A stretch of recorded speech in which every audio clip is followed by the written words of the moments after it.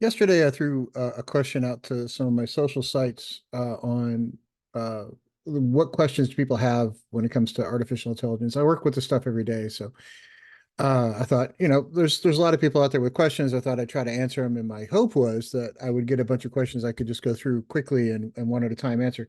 It didn't turn out to be reality. So what we got was some deep questions, and one is, what jobs are going to be impacted first or most with the use of AI? Important question.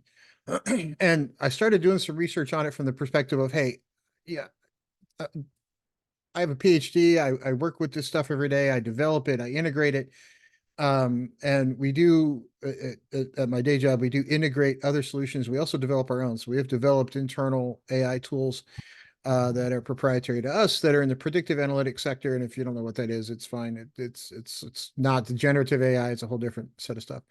But it does have the potential to impact jobs far beyond what you think. It does create people to be more efficient, which we'll get to that in a second. But the question was kind of deep and profound. You hear about job replacement, you hear about jobs at risk, and you hear about all these things, but what jobs are really going to be at risk first? And how deep is that going to go? So it lent itself to a ton of questions when I started digging into it. And first and foremost was, what jobs, if I was tasked with it, could I replace? And secondly, how soon could I do it? So I looked at everything and said, hey, if it was me in charge of it and I was running the project, could I do it in 36 months or less? And I started looking at what else already on the market, what's on the shelf, what's ready to go, what's ready to integrate, what's ready to just knock it out and get it done. And then I started looking at just the numbers involved, and I hear what everybody's saying. It was like, oh, we've had revolutions in the past, and job replacements have occurred. People got different jobs, they retrained. So I looked up some clips of presidential elections. Every president since George Bush the first has run, and part of their campaign has been retraining workers for better jobs, retraining workers for high tech, retraining workers for whatever. That's a long time to keep having that same thing out there, and that's fine. But so a lot of revolutions that have occurred, the Industrial Revolution, others occurred over decades or not 50 to 60 to 100 years, if not longer, depending on which revolution is, if you go far enough back in history. The AI revolution is going to be faster. And I'm not saying that because I just want to be, alarmist. I'm saying that because if you look back in history, the agricultural revolution took centuries. The industrial revolution didn't take very long at all. The information age came on across a couple of decades. Things get faster as technology gets better. AI is ready to start replacing jobs here today. And I know everybody's heard it, and you're thinking ChatGPT, you're thinking generative art AI is going to take out creatives. I'm not talking about that.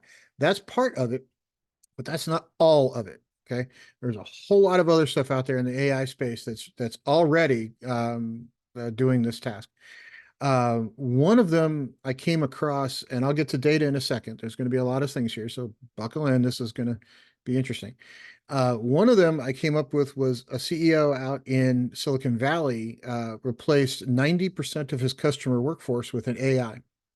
And this is in the last 12 months. And when asked about it, his response was, "Well, yeah, it's good for us, but if you think like a human, it's bad for you." Well, but we all kind of think like humans, even the physicists running this stuff think like humans. So yeah, let's look at some numbers. The first number I wanted to keep in mind for everybody is just to put it in perspective. In the 2008-2009 recession, jobs were being lost to the tune of 700,000 a month or something. At its peak, according to Forbes, 8.6 million people lost their job across about a year and a half, something like that. And when you lose one job, you don't just lose one, you lose one that impacts others. So if I lose my job, I'm not going out to eat. I'm not going to the movies. I'm not doing any of that stuff, right? I'm conserving as much cash as I can to make sure I can pay things like rent and food, right? It you got to pay the mortgage first. You got to live somewhere. It So you can't just look at this like, well, one job, right? That's not really the way this works. It's all intertwined. So one job loss impacts other things as well, especially when that comes in large quantities and comes quickly. So let's take a look. And this one, we're going to be looking at actual data. We're not just going to have me talking about it because I know the first thing that'll happen is somebody will come back and go, show us your data. Well, let's do that. Let's just stop having me talk about it. So let's go over to CNBC and look at a couple things. And this is CNBC. This is not, this is a news report. I get that, but let's take a look at it here for the sake of argument. Uh, Key points in this article, and this is from December of 2023 by Rachel Curry. Check her out. She's not known to be alarmist. She's known to just kind of report facts as they come up, and these are surveys that were done. So more than 1/3 of business leaders say that AI replaced workers in 2023, according to a recent report on Resume Builder. So 37% say it already happened to some extent in 2023. Employees, when surveyed, say that 29% of their work tasks can be replaced by an AI project management and collaboration software company. Okay, so think about this for a second. They didn't survey everybody, they didn't survey every industry, but 29% say 29% of my work can be replaced. That means if a company had 3 employees doing that same task, they only now need 2. Right? If they had 10, they only need 7, right? So there's fewer needs. That means if you do more work, you need fewer people. There's not as much hiring, and that has impact. Um, Positions like research and data analysts are in line for AI automation. So as somebody came back, I was talking to somebody about, they're like, well, you'll still need people to do that work. Sure, but here's the rub. I deal with a lot of data analytics companies, and I have for decades. And when you do deal with those folks, you say, hey, look, I have a data analytic need. I need to know a lot more about this. They're like, okay, great. And they take down all your notes. They look at what you're trying to do. They understand the data you're looking for. Like, we'll talk to you in 3 weeks or 2 weeks or whatever it is. And they run away and they go do it. That's going to turn into, instead of having a team of data analytics groups do that kind of stuff, that's going to turn into, okay, we know what you need.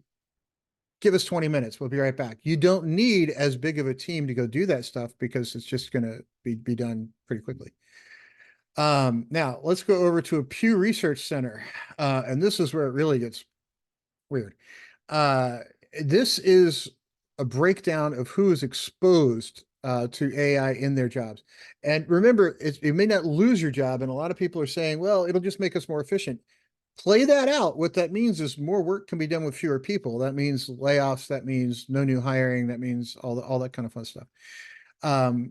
19% of Americans were in jobs that are the most exposed to AI, which means some percentage of those jobs are roughly exposed. 23% of workers have percent of jobs that are least exposed. So that means there's a lot of people in the middle someplace that are exposed.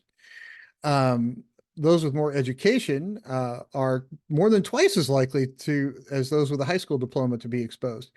Women are a little bit more exposed than men. Now let's go down to the next page, which had a truly interesting or scary chart on it, depending on which way you wanted to look at it. Let's look at who's the most exposed and least exposed, broken down in percentages. Most exposed to AI, you can see it here for yourself. Least exposed to AI, you can see it there for yourself. It's not, I mean, those are big numbers. Now this is the one that I think is a bit frightening from a certain perspective, if you think like a human. And I was saying that sarcastically. We all think like humans. So these numbers are in thousands. Jobs with high exposure to AI. 12,962,000 for men, 14,572,000 for women. So will they all be lost, or will just 20, 30% of them be lost? Well, that's a big number. Now let's go on to the next page here. How much do you have to make to have the most exposure to AI? Well, least exposure is down in the bottom end of the earning side, right? Most exposure is at the higher end of the earning side. So, let's say you're earning $40 an hour, you're earning 45, 50, $60 an hour. You're more exposed than those earning 15 to $20 an hour. So if you lose your job, what's going to be available is nowhere near what you were making. And that means if your lifestyle and your bills, your rent, your mortgage, your car payments were designed for you to have a certain income and you're now down here, what does that do, right? It totally messes things up. Now let's go look at a little bit differently. Like, well, I'm a real estate agent, I won't be exposed. Well, there we go, right there. The National Association of Realtors says artificial intelligence has become a game changer. And after talking to a few people in that industry, it says, well, it makes me 35% more efficient. There's roughly 3 million realtors in the United States. And if you only need 2/3 of them to do the work that all of them used to do, that's a million people that lost their job, right? That's a big, big, big number. So let's go back to another number we looked at a little while ago. 8.6 million lost their job in the '08 recession. If you look through these numbers and say it certainly is how do we get to those numbers? Well, certainly we won't get to 8 million. Well, there's 161.7 million people in the United States workforce today. Any number I found from Stanford, Harvard, Rice, other places that I went and looked at, reputable, well-sourced articles, things that even the news, even certain news outlets have said, certain interviews and whatnot, anywhere between 16 and 30% of jobs are at risk. And these are in the next, they say 5 to 10 year range, but as somebody who works in AI, I think it could be done faster if we pushed it. Not that I'm advocating for that. But let's look at 16%. 16% accounts for 25 million jobs. 20% counts for 32 million, 25 is 40, and 30 is 48 million. So that's a lot, right? That's a lot compared to 8.6 million in the last recession. What does that do? And it's across the board.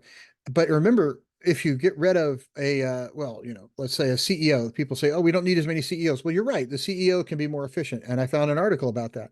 And what that means is the CEO is still going to have his job, but his support staff may not, right? So he doesn't need all of his support staff to do his job. So yeah, the CEO is going to be around, right? He's not going anywhere, or she's not going anywhere. But does he need as many administrative assistants? Does he need as many directors? Does he need as many C-suite executives or the C-suite executives directors that are down below that are, 150, 200, $250,000 a year jobs? No, those are going to go away. And those people employ nannies. They keep restaurants moving. They keep, all that other stuff in the economy up and running. And this is one that actually got me. I said, okay, I drove through McDonald's the other day with the kids and I noticed something going on. And I kind of picked up on it, and other people may have as well. So this is over at Tech Acute on YouTube, and happened at my local McDonald's. There is one here in near where I live that actually is a McDonald's that has nothing but robots at it. A robot actually takes your order. You can pay a robot, and it actually hands you your food. And that's a one-off, right? There's not that many of those because it's kind of expensive to put that together. That's what in the tech industry is called a beta test. They want to test it out, make sure it works before they spend the money to do it everywhere. But what is out of beta testing and is largely out there is this. What this is a conversational AI is now taking your drive-through order. So you pull up to the drive-through, instead of a person in the back, pushing your order into the cash register, it's now being done by AI. Well, okay, how many people does that impact? You may ask. I looked it up. There are a couple 100,000 fast food restaurants in the United States. There's, 1, 2, 3 people, 2 people per shift taking orders. 2 shifts a day, 3 shifts a day, 7 days a week. That's probably, conservatively 5 people per restaurant. That's a million employees that you can replace. So remember, 8.6 million in the Great Recession. Between real estate agents and drive-through orders, we're at 2. You might say to yourself, "Well, it's okay. I've got a lawn mowing service." Well, okay, sure you do. Here we go. Robot lawnmowers are already a thing. And you might say, "Oh, Dr. Imholt, they're way out. It takes forever. I can't get one." I looked it up on Amazon. I can order one and have it here tomorrow for like $600. It's not. I mean, if you look at a comparison to a lawnmower, yes, it's a little more expensive, but what does it do for you that, you don't have to hire somebody to cut your grass, and over time that actually pays out. So let's look at applications. I know what you're thinking. This is all ChatGPT, right? Nope, not all ChatGPT. This is Indeed, the career guide. Where are AI applications popping up? One is in online shopping. Natural language processing makes the sound of a human instead of a machine, makes it a little bit easier for you to call Chatbots are getting better, right? It makes it easier for you to call the 800 number. Also makes suggestions on what to buy. You go down the list of what used to be done at, Sears or J.C. Penney or any of the stores that are now gone. The used to have a human that could help you find things. Well, now we're doing it by machine. Fraud prevention. Banks and financial institutions used to have huge departments that were fraud protection. Well, now if I do something slightly out of pattern, my credit card sends me a text message and the computer figured out that it was slightly out of pattern and I got to go fix it. That's going to increase, not decrease. So it's, replacing more humans there. Autonomous vehicles. Last time we had a big downturn, which was the COVID problems. A lot of people went and said, okay, well, I'll drive for Uber, Lyft, Uber Eats, Grubhub. Okay, cool. Except now here come autonomous vehicles, and that is much closer than people give it credit for. Facial recognition. Okay, well, what's that going to do for you? Well, it does a lot of things for you. So you can actually use that application in a lot of ways to identify and tag people quickly. So if I'm walking into my doctor's office, instead of having a person there to check me in, they could just check my face, my facial recognition software, even with the beard, it actually works. I don't have to shave the beard. And that receptionist that's there can be replaced with a kiosk. Um, Hiring HR departments used to have people go through resumes. That hadn't been true for years. And it is actually becoming more and more commonplace. Gaming, inside the gaming industry, they're now, instead of having people sit down and code non-player characters, the NPCs, there actually is an AI that kind of figures out how to do that. That's coming down the pipeline too. Social media, of course, uses them to detect fake accounts, attempt to remove harmful content, although it's not perfect. Travel, there used to be a lot of people that had to do ticketing. I haven't had a paper ticket in I don't know how long. The healthcare industry are making jobs different because now instead of having to have 20 administrators to support one doctor, can you do the same thing with three? Can you have fewer people per patient that's required to do things? And that could be anything from the administrative side of things to food delivery into a patient's room in a hospital to, you name it. There are some things that you could free up there to make healthcare more less employee heavy. Uh, and this is before we really get into robotics. Robotics, 5 years ago, I looked at and was like, wow, that's still 15, 20 years away. It is not. That stuff has come on quick and fast and dirty. And then I went over to Forbes and I said, well, what are the most promising AI companies that are out there? Surely some of these are ChatGPT or generative. And the top 50 lists, I think I found three of them that were involved in uh, generative AI. So, everything from, working in a lab, I've worked in a lab. I did a postdoc. I did other stuff where I was in a lab. And now some of these companies can actually replace lab technicians with an AI. So, can I get things done faster instead of saying, hey, lab tech, I need you to go do XYZ and look up a bunch of information for me on this. Well, now that lab tech is no longer necessary, or one lab tech can deal with a lot more scientists. So you need fewer of those lab techs. So all in all, if you look at the numbers, it's kind of frightening in that it is not any one sector that is not affected. There are things like nannies and firefighters and pipe fitters and roof repair, other things like that are still, certainly secure. But if you look at the economy at large, any number I found from reputable sources were somewhere between 16 and 30%. What those sources can't agree on is how soon. And the numbers I saw were anywhere from 3 to 10 years. So if you just take the difference and say 5, it's a scary thought. When will that start, right? When's it going to start? Well, it's already started. So will it all take place this year? Will it all take place in 2024? Of course not. But over the next 5 to 10 years, what will we see? Is it 25 million? Is it the Great Recession of 8.6 million? Or is it the high estimates of 50 million? And how do we cope with that? Because remember, when I lose my job, it's not just me, it's the local restaurant, it's the piano teacher my kids go to, it's, you go down that list of what's impacted. And it's not just one job, it's all the ancillary stuff that comes out from that. And that's not included in those numbers. So that's just the jobs impacted by AI, much less the people who those people spend money with, right? So if you run it through the economy, it gets far, far worse. Now, who's first? Fast food workers, customer service workers are already being replaced. Software engineers, and everybody goes, oh, you're going to need coders. Okay, let's look at that for a minute. I run a software group. We can do more work now with fewer people than I could have done 3, 4, 5 years ago.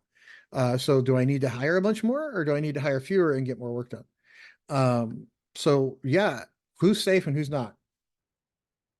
That's a good question. I'd be happy to dig into this deeper in some live streams if there's people interested in having that discussion. And I'm going to keep digging because I think it is a very valid question of who's safe and who's not. And not sure we can really say that anybody's completely safe. But I can tell you that if your job is repetitive, if your job is, hey, I do the same thing kind of all the time, it's at the first risk. That's the first on the list. If it's slightly more complicated, that takes a little more time. But who's safe and who's not, I don't know.